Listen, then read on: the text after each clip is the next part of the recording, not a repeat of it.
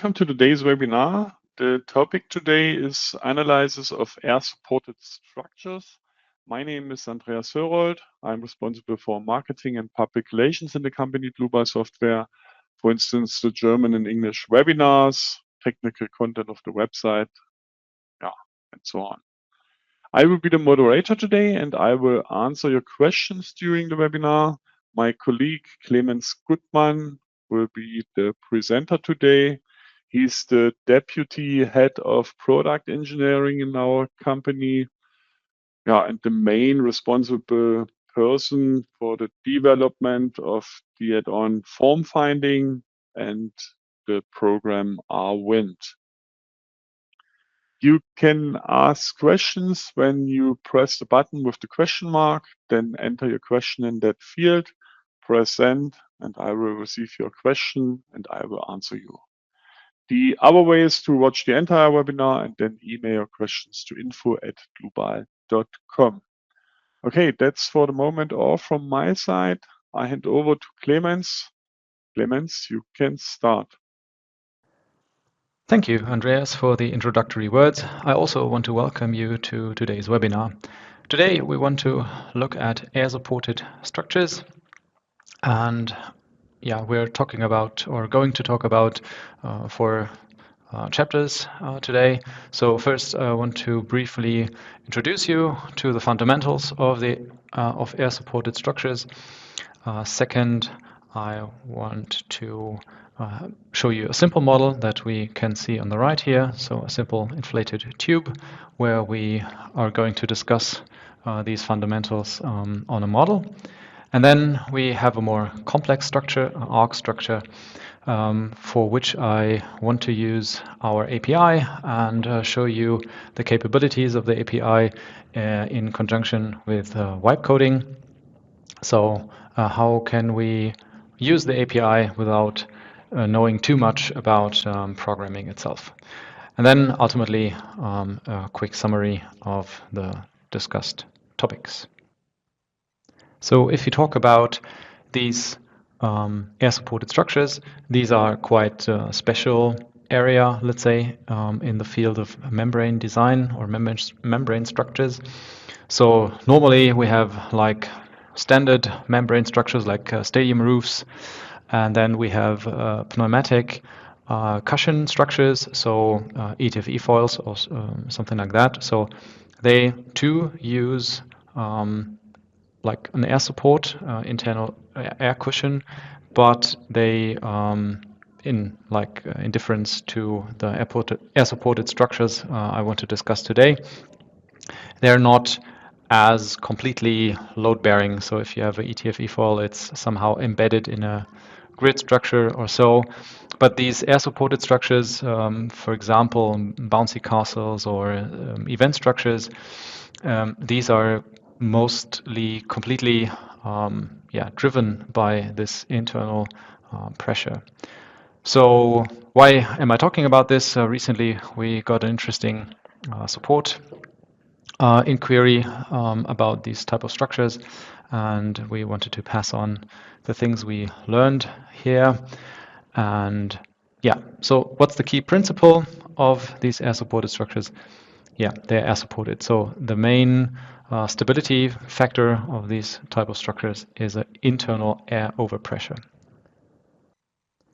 So let's jump into RFIM and let's have a look at the first model. So that's a basic tube, and what are the things that we need to do here? So first of all, of course, we need material for this type of structure. Here we provide materials in the database. The important thing is that it is a material type fabric, because or if you pick a material from the database, which is a membrane material, it will be automatically assigned like this. But of course you can always check here user-defined material and alter these materials, then this material type will be kept.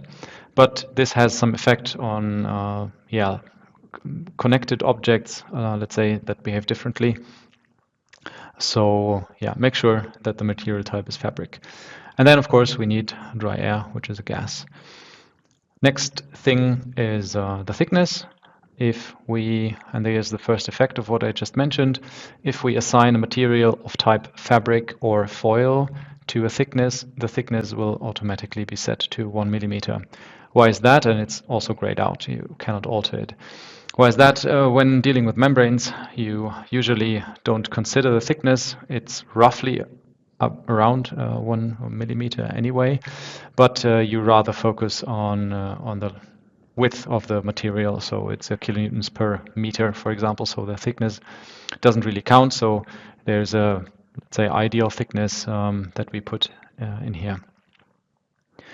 Then the next thing is, this is already calculated. So the original topology is a simple tube with caps, and I split the outer surface into 2 parts and then assigned the loads and so on. Of course, we have also the internal solid, which is a gas. Important here is you need some initial condition for that gas. Usually it's like atmospheric pressure, like roughly 1 bar, and some initial temperature if you want to apply temperature loads, that the gas knows what its initial condition is. Next thing is the whole support topic, let's say. So if you look at reality, this thing somehow stands on a meadow or so. Maybe there are some cables attached to it, and you have this surface support. The issue with the surface support is, if we take a look at the deformed structure again, that we have this dome, let's say, and if you assign a surface support to this most likely will lead to instabilities and or calculation convergence issues, because it's quite hard. So normally you would try to assign some nonlinear surface support to this, but this inflicts the whole calculation by a lot. So that's why I chose a different approach. I chose some nodal supports here. One of them is fixed, and the others are fixed in the Z direction, but not in the other planes. There I have a spring. You can also think of a line support maybe. I also recommend trying out the surface support. Maybe it works for your structure, but keep in mind that there might be issues, especially if you try to use the nonlinear behavior of the support. So when the surface lifts up from the ground, that the support is 0. The question is, do you really need it?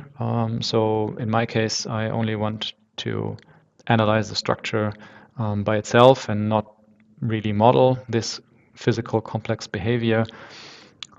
But this is one of the findings that we had. Next topic is the mesh.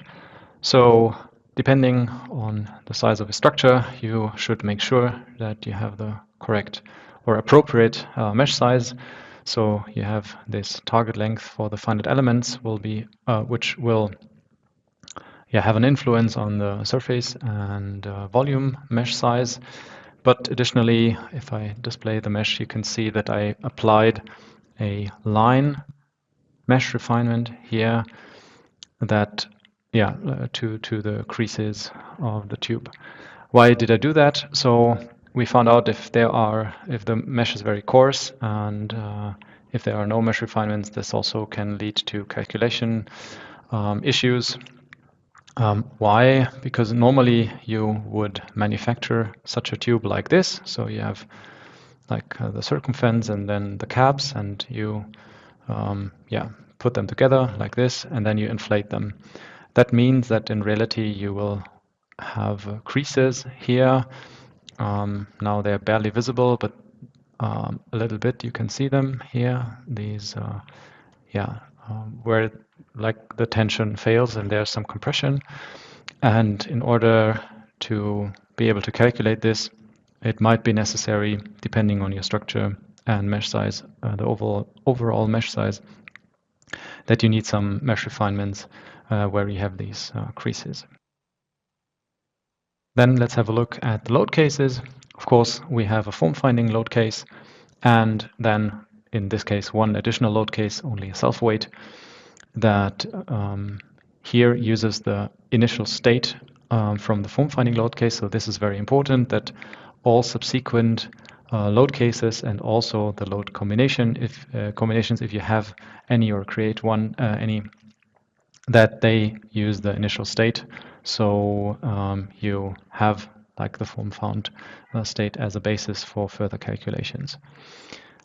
Then, as I said in the beginning, the only form-finding load that I use here is a solid load. So I don't apply any loads to the surfaces, like you might guess from, like if you do it similar, would think you do it similarly to a normal membrane structure. You can, however, but in reality, you, as I said, manufacture the rough geometry and then you inflate it, and then there will be effects to it, like the creases, like the crease issue that we talked about just before. In my case, I chose a resulting overpressure of 450 Pascal, so that's 0.045 bars, and then I get this result, which looks quite realistic. So that's basically it. Maybe one last comment. If you run into convergence or stability issues, aside from the things that we discussed just now, there are some settings in the static analysis that you can take a look at. So if we look at the form finding, it doesn't make any sense to increase the number of load increments, because then the form finding will run again and again. So if you run into issues, try to increase the number of iterations overall, and also have a look at the form finding settings here. These might help with these issues. Then later, for subsequent load combinations or load cases, depending on the form finding, there it can help to increase the number of load increments depending on your structure. The form finding settings are not of interest anymore, because there's no form finding performed in these subsequent analyses. Then let's have a look at the second structure that I want to discuss today. For this, I took influence from such a finishing line structure as an inspiration. And when preparing this webinar, I thought of how can I model this. There are different approaches. So one approach would be to model such a structure directly in RFEM. That's possible. But then again, I wanted to also do it parametrically. Of course, that's possible as well. So we can define global parameters. But then you have these tubes, and they're intersecting somehow. So what's the second approach that I thought of? Use some external software, Rhino or AutoCAD or so, create the geometry there, and then import it into RFEM and do the analysis. But for this webinar, I chose a different approach, the third one that came to my mind, and that is using our Dlubal API. And since I don't know too much about our Dlubal API, and AI is, everybody's talking about, I wanted to demonstrate what can be done with the vibe coding and the Dlubal API. So also people that are not as familiar with coding can also make use of our very capable API. So what do we need for that? So the prerequisites are, of course, an installed version of RFEM 6 on our PC. The second thing I can show you on our website. So maybe let's switch to English. And if you go here to products, you find our Dlubal API. Sorry, here. And if you click on Discover API, you find basic information, and you find also information about the subscriptions. And here, the important thing for you to know is that you can try out the API for free. You have a certain number of requests. The information can be found, as I said, on the website. And additionally, if you click here on Start with RFM, you get a documentation where you find all the things if you want to read deeper into this, but it's not really necessary for what I want to show you, because we want to vibe code. So we don't want to write the code ourselves, but use an AI, create the code for us. But this is necessary, so you need a so-called API key. If you go to the extranet, you can create this for free and then you're automatically assigned to this free plan until you hit these limits, and then you are requested to upgrade to a higher tier of the API subscription. But if you want to test it out, you can do that for free. The next thing that we need is somewhere where we can vibe code, so we need an AI. In my case, I chose Claude Code because it's quite capable. And you could install Claude on your desktop and then code within here this program. I chose a slightly different approach. I use a IDE, so a programming interface, because I also want to see the code and do some manual changes maybe later, but it's not really necessary. There are different IDEs. In my case, I'm using PyCharm, which is suitable for everything that has to do with Python. But you can also use Visual Studio Code or any other IDE that is capable of interacting with Python code. And then the next thing to get Claude Code into PyCharm, there's a plugin that you can install for free. And here it then integrates into here the console. And then the last thing that we need is a Python interpreter. So this you can also install on your PC, how you can find on the internet. And then you're good to go. So how do we start? So I prepared a little bit, but I'm going to explain what I want to do, and we're going to see the effects live. So when I start, I here give some background information to the upcoming tasks. So the Claude Code does know some information that it should keep during the tasks, because I'm not going to give a very long prompt, but giving one prompt or some prompts, and then see the effect and try it out, and then go on with the next prompt.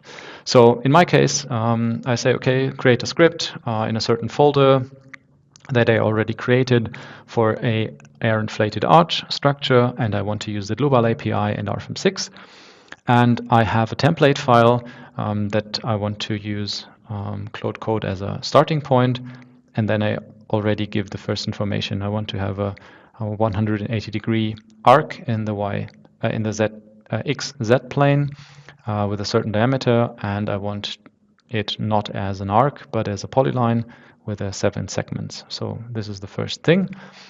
Before we start, maybe let's run this, and then it goes. It searches for the template. It finds the things and reads the files that are inside the folder, and then tries to come up with a first draft. Here you also can see how long it takes. So it's real time. Of course, it takes a while. And then it makes a suggestion of the code. So on the right side, you see the proposed code, and then you can take that over via clicking here, yes, or on the supply button. And then it creates this file. We then can open this file and take a look at it, what it did. So before I start, maybe I can quickly show the template file that I have. So it's really only dummy, let's say, with a skeleton of elements that I created for myself. If you don't know anything about this, you can go to our API documentation, and there you can find some examples for RFEM, for example, here, and you can copy this file, for example, and use this as a basis. So Claude Code, has something to tag along. And so this is the template file that I used, and then you can see here that what it generated. So it automatically imported the Dlubal API. This I forgot. This is also a prerequisite. So if I want to use this IDE, of course, I need to install the API on my PC. So if you don't know how to do that, it's also in the API documentation. Pretty easy to do that. And then, it created the structure, and we then can try this out. So if I lay this side by side here with RFEM, and I can click here the run button, then the script will run.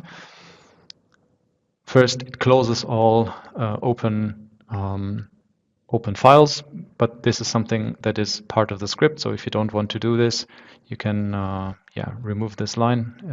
In my case, it was part of the template file, so it was taken over. And here I can see this polyline that it created with a diameter. I also can see that the geometry parameters are automatically created as a global variable, so I can easily access them and don't have to look through the code. You can tell the AI which parameters you want as parameters and which should be hard-coded. But here the suggestion is fine. So now if I want to change this, and this is the cool thing about using the IDE, you can now change this by yourself without using the AI. So if I want to have 9 and I run the script again, then it will have 9 segments. So that's the first step. And then I can go on with the next prompt. Here I tell, okay, I want a PVC fabric thickness. So I want to see if it finds automatically things in our library. And then I want the API script or the AI to create me a tube around the polyline using membrane quadrangle surfaces in 4 segments, and use arcs for the circumferential lines. So let's see what it does. It's thinking again, looking at the code, and giving us a suggestion how it wants to change the code.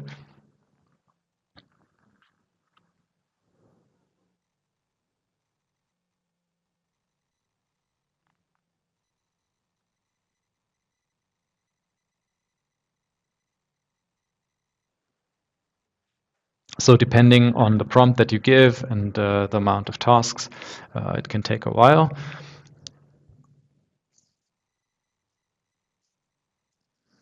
And then you can see the changes.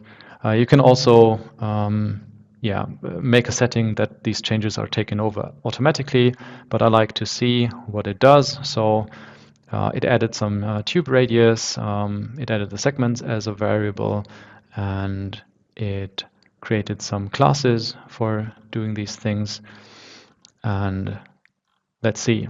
Let's click apply, and then put this side by side and run the script again. So as you can see, the script and the API is quite fast. So you can easily double check more or less in real time what the script does in RFEM. So in our case, I can see that the result is pretty nice. What's currently missing are the cap surfaces, for example, and the next things. So but this is the way how you can do it. I don't want to go through the whole process again because it's more or less the same. So you describe in natural language what you want to do. You have to try out a little bit depending on which context you give, which information, the result might be better or worse. So you have to get your hands on and get a feeling for it. How much information do you have to provide in order for the script that is able to run properly, and that you don't have to do too many iterations if you until you get what you actually want. I did this in the preparation phase of this webinar already with a file that I want to show you and discuss with you now. And it took me about, let's say, 40 prompts until I got everything. So I did it in chunks. So you can also think of maybe going in bigger chunks and try if that works. But I was slowly approaching the whole thing because I've never done this before as well. And I was pretty surprised what can be done. So in the end, I got a script with about 600 lines. And I didn't touch any of these lines by myself, aside from maybe adjusting these geometry parameters. I just, coded in natural language, and it also was possible to correct errors. So sometimes things didn't work. So you get not this exit code 0, which is success, but exit code 1, and then you get some error message here in the console, and then I just copied this error message and said, okay, please fix this error. And this also worked. Sometimes it needs one or two approaches, but still it's also easy to deal with error messages in the file using AI.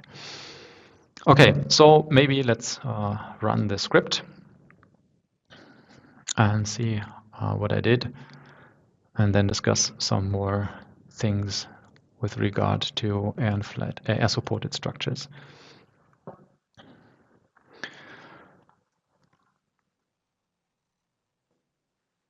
All right, so what did I do? So I duplicated the tube one more time. I created some top membrane surfaces and some aprons.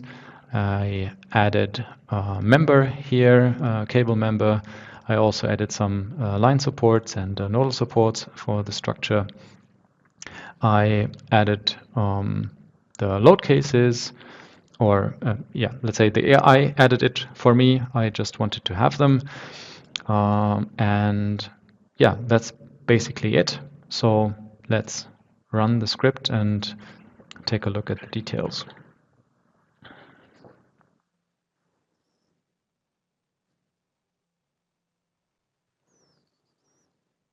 So here again, first the form finding load case is run. So that's load case number 1. And then I created some subsequent load cases which are dependent on it. That's why they are starting later on. And then we can see some of the issues that you're highly likely to run into when dealing with these air-supported structures, because they are, let's say, sensitive to the inputs, and I'm going to explain you in a bit why. Calculation has finished. So here the program tells us that there was no instability, but the calculation did not converge. So the form finding load case, it did converge. Maybe let's take a look at the results, or the deformed mesh. That's probably better. Wait, that was the wrong button. So here you can see it looks quite nice. Maybe let's take a look at the loads that I applied. So better visible here. So I added some member load to have some pretension on the cable members. I also added some surface loads here and internal overpressure depending on the structure you're analyzing, you have to play around with the different form finding loads on the different objects. And then you have here the self-weight load case, which did not converge, and you can see why. It's because the membrane, it folds and it gets creases and so on. If we take a look at the results, oh wait, wrong button. Here, which are highly likely not correct, but still you can see some things. So most of the membrane has no tension, and it fails on the compression, so it's unstable, or it's not it's not stable, let's say. How can we cope with that? So the issue that we have, in reality, if I go back to this and this, so in reality, what you would do, you manufacture this geometry like you can see it here. So it's flat, or this tube, for example, is one component, and then you have this second membrane that is stretched across these tubes. And normally, like in the physical world, you would have some contact between the tube and this stretched membrane, and some friction.